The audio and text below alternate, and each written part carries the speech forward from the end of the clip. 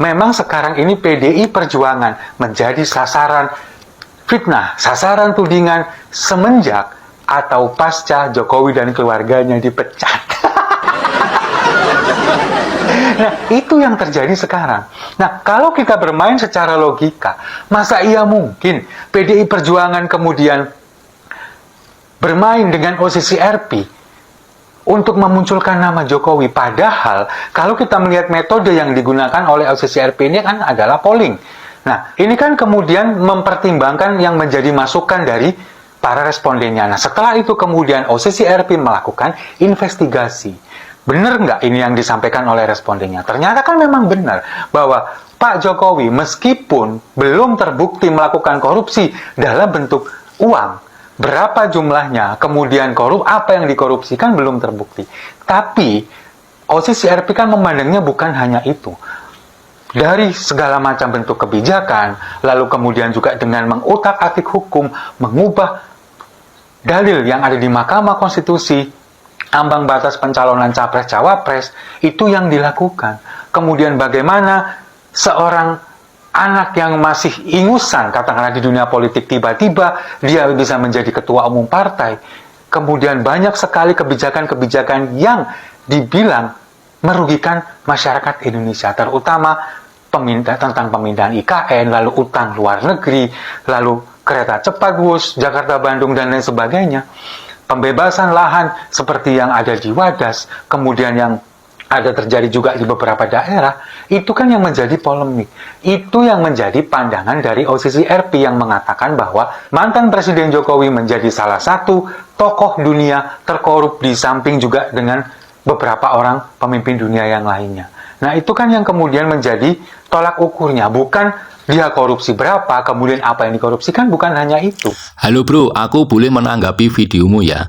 Mengenai PDIP yang memecat Pak Jokowi beserta keluarga, termasuk Mas Bobi dengan Mas Gibran, itu memang sejak lama Pak Jokowi beserta keluarga itu sudah pecah kongsi dengan PDIP. Jadi mau dipecat atau enggak, itu enggak ada pengaruhnya, enggak ada efeknya.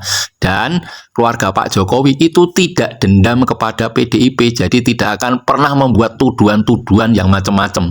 Justru dari pihak PDIP lah yang selalu menyerang keluarga Pak Jokowi. Contohnya melalui sekjennya Hasto Kristianto. Kemudian mengenai posisi RP, kalian kan tahu kalau cara kerja posisi RP itu memakai polling. Nah, saya pernah mendapatkan order polling ya, jadi disuruh membuat polling-pollingan, saya mendapatkan bayaran. Nah, tidak menutup kemungkinan PDIP juga bermain seperti ini, mengerahkan ya tenaga untuk membuat polling, kemudian dikirim kepada posisi RP lewat email. Nah, karena apa? Karena memang PDIP sudah berseberangan kepada Pak Jokowi. Jadi ini kalau memang ada tuduhan PDIP bermain di posisi RP, itu ada kemungkinan benar juga gitu. Nah, ini ada video yang cukup bagus yang mengupas tuntas mengenai posisi RP. Mari kita lihat bersama-sama bro, sehingga kita bisa mendapatkan pencerahan. OCCRP ini adalah organisasi yang memblow up berita-berita korupsi di negara-negara dunia, ya. Tapi berbayar. Kalau kamu mau berita korupsi di negara kamu di blow up, maka kamu harus donasi dulu ke OCCRP ini, ya.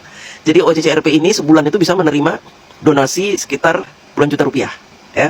Menjelasnya saya kurang tahu ya, pokoknya puluhan juta rupiah. Dan dia sekarang sudah punya dana dari donasi-donasi itu, dari donatur-donatur itu sekitar 16 juta dolar. Gila ya. Hanya dari memblow up berita-berita korupsi di dunia, dari orang yang mendonasikan uangnya itu, maka dia sudah punya kekayaan ya yang segitu banyak, ya. Nah, kita tahu karena kredibilitasnya dia berbayar, artinya apa? Ketika dia menyiarkan berita, maka berita tersebut adalah berita bayaran. Jadi dia ini buzzer sebenarnya ya, wartawan buzzer ya, yang membuat sebuah asosiasi. Ya, cuma dia pintar, dia jadikan bisnis. Dia jadikan bisnis nih, buzzer ini dijadikan bisnis. Kalau di Indonesia itu PDIP punya buzzer-buzzer gitu, menyebarkan berita-berita hoax, dibayar, tapi dia hanya mengeluarkan uang untuk membayar buzzer-buzzer. Ya bisnisnya di situ, PDIP jadi punya kredibilitas dari para buzzer ini kan begitu. Nah, kalau ini dibisnisin, lo kalau mau gue siarin berita-berita korupsi di negara lo tanpa gue cantumin sumber informasinya, lo bayar dulu, donasi dulu sama gue, nanti gue sebarin. Termasuk berita Bapak Jokowi masuk sebagai finalis presiden terkorup ini berdasarkan dari voting. Dari voting ya, berdasarkan voting. Kita tahu yang melakukan voting ini ya anak-anak Banteng, anak-anak Abah. Voting Pak Jokowi katanya terkorup. Tapi Pak Jokowi masuk finalis saja. Masuk finalis artinya apa? Bukan presiden terkorup di dunia, hanya finalis. Dan kalian tahu 2014 Putin pun masuk sebagai presiden terkorup, finalis juga. Kemudian presiden Turki Erdogan itu juga masuk sebagai presiden terkorup. Pernah masuk ya. Itu berdasarkan voting. Jadi kalian nggak usah galau ya. Ini tuh OCCRP itu menurut saya asosiasi apa nggak jelas. Karena berbayar, isinya buzzer. Ya, kalaupun mereka membuat nominasi presiden terkorup itu berdasarkan voting, sekali lagi voting. Jadi kalau ada seseorang yang tidak disukai di sebuah negara, presiden India aja masuk, presiden India, ya kan? Kemudian presiden Suriah masuk. Karena apa? Memang ini ada orang-orang yang menginginkan nama-nama tersebut dicitrakan buruk di dunia, gitu. Ya, jadi ada seseorang yang mengeluarkan dana untuk menyebarkan, untuk membuat begitulah. Gini ya teman-teman. Apa yang dihasilkan oleh OCCRP ini tidak bisa dipertanggungjawabkan karena hasilnya sentimen para voters, sentimen, ya, bukan sesuai data dan fakta. Jadi tidak usah dikhawatirkan, ya, tenang aja. Presiden Putin juga santai, pernah masuk nominasi finalis presiden terkorup dunia di 2014 santai. Presiden Erdogan santai, semuanya pada santai karena memang organisasi berbayar. Sekelas buzzer, cuma ini buzzer dunia gitu, isinya para wartawan, mantan wartawan yang nggak ada kerjaan. Jadi kayaknya tidak perlu diambil hati, ya, karena apa? Yang berhak menghukum seseorang korupsi atau tidak adalah negara ini. Kalau memang Pak Jokowi terbukti korupsi, tangkap aja. Emang saya pencinta Pak Jokowi menghalang-halangi? Tidak. Silakan kalau ada bukti, tangkap.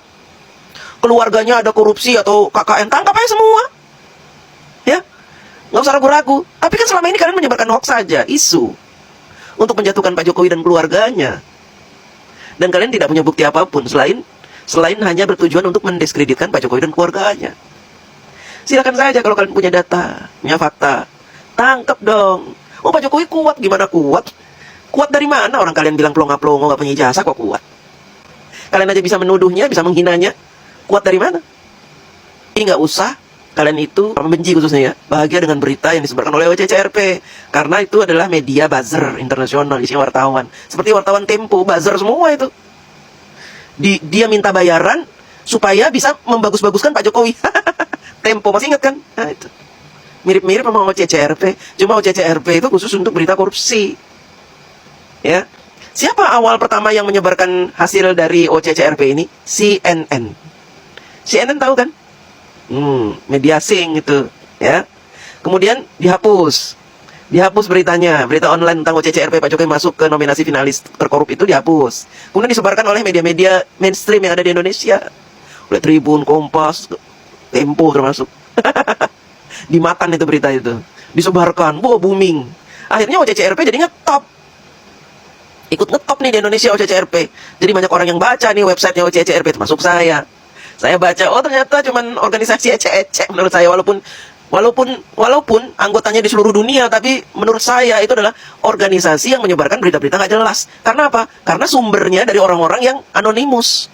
OCCRP ini bisa memblow up berita dari saya. Misalkan saya daftar, saya donasi, saya beritakan aja berita hoax yang ada di Indonesia. Pak Jokowi mengambil uang negara sekian triliun setiap bulan gitu, hoax gitu ya. Saya bayar donasi. Nah, nama saya ini tidak dicantumkan. Itu OCCRP. Jadi dia menyebarkan berita itu.